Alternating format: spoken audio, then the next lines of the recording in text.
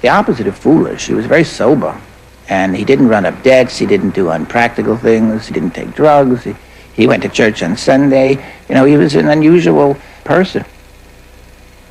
How about checking into the hospital? He asked, you know, Barbara said, if this room isn't good, we can change it. And then he just wanted to know, he goes, are there any stars here? And Barbara said, you're the biggest, you know. People think Andy was a fake. He was certainly not a fake.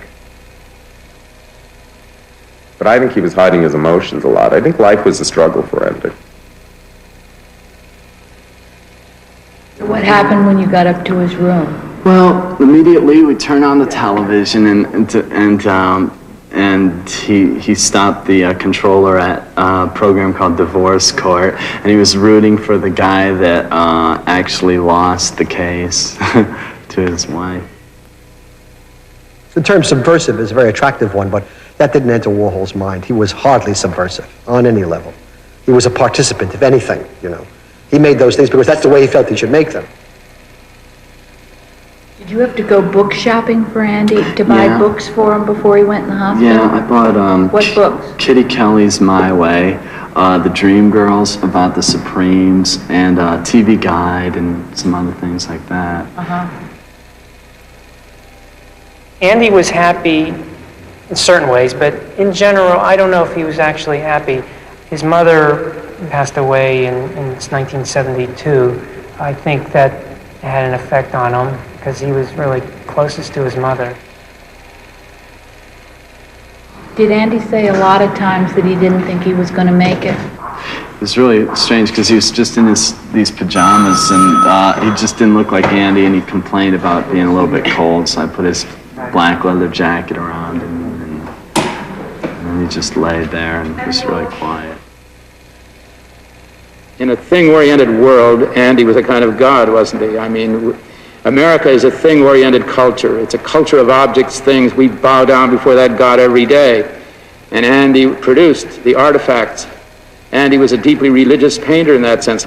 Andy gave us what we bow down before, things, movie stars, boxes, the American dream in life, which is finally death. When people would die, Andy would just think it was so abstract. That's what he'd always say, oh, Bridge, it's just too abstract. I mean, they've just gone to Bloomingdale's. You know, it's like they just went away and they haven't come back. And that's all he could ever say. And now I really understand that. It is that abstract. He's just gone. He's just not here. Death means a lot of money, honey. Death can really make you look like a star. But then it could be all wrong, because if your makeup isn't right when you're dead, you won't look really right. And so, I mean, how can you look? I mean, everybody always, when they go to see an open casket, they always say, "Did you see that makeup? I mean, isn't it wonderful? God, I mean, didn't they do the right things? Or, I mean, isn't it? I mean, but then." They always talk about it. I think they talk. They either talk about the flowers, or mostly they really talk about the makeup.